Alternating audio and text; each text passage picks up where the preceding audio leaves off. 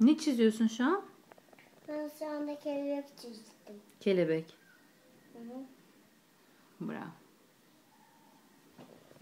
Şu anda bunu alıyorsunuz ve böyle bıyıklarınızı yapıyoruz.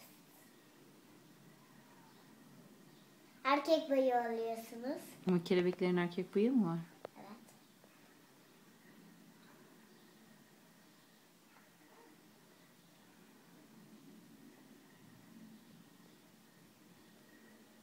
Babaya dikkat et, tamam mı anne? Tamam.